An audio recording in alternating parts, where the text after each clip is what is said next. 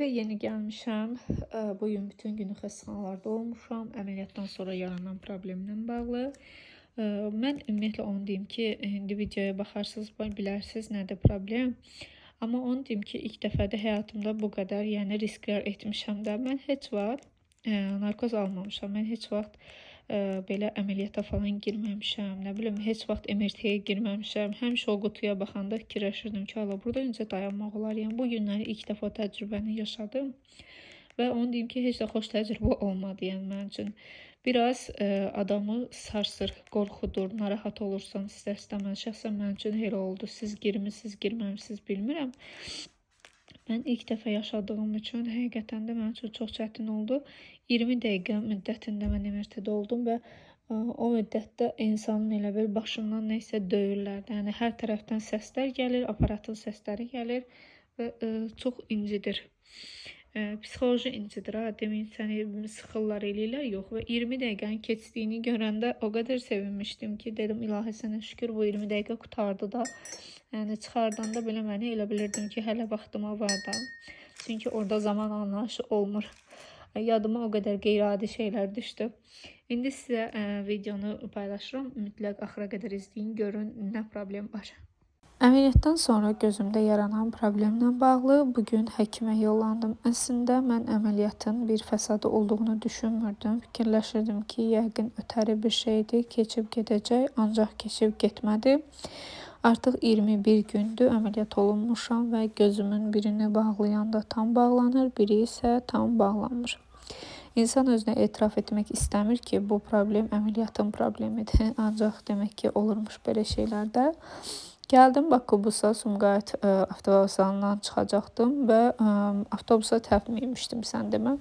Vağzala yox da 20 yanvara getməliymişəm. Onu qeyd edeyim ki, Bakubus avtobuslarından çox xoşum gəldi. Həddindən artıq rahat şəkildə Sumqayıtdan Bakıya adamı çatdırır. Oradan gəldim 20 yanvara. 20 yanvardan Azərsunun yanından getməliydim Zərif Əliyev adına xəstəxanaya. Orada bir zülümlə gah metro, gah avtobus. Əslində metroya minmək istəmirdim, sadəcə düşməliydim keçidə görə.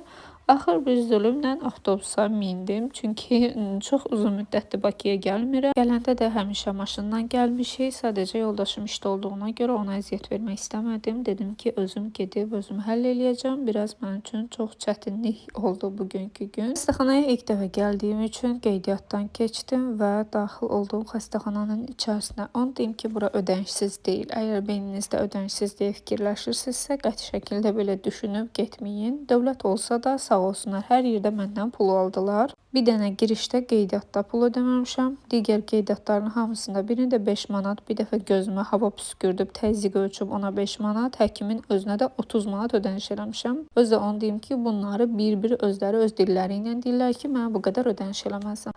Özümü riskə atmaq istəmədim deyə heç biri ilə demədim ki, yəni bu ödənişsizdir, ona görə məcburən ödədim. Nəysə, yoxlanışdan keçdim. Yoxlanış zamanı aşkarlandı ki, ya gözümün siniri zədələnib, ya göz dibinə ödəm yığılıb və yaxud da çirkdir, ona görə MRT yazdı. Mən də məcburən yollandım Sumqayıta, çünki dediyi MRT-nin qiyməti 165 manat idi.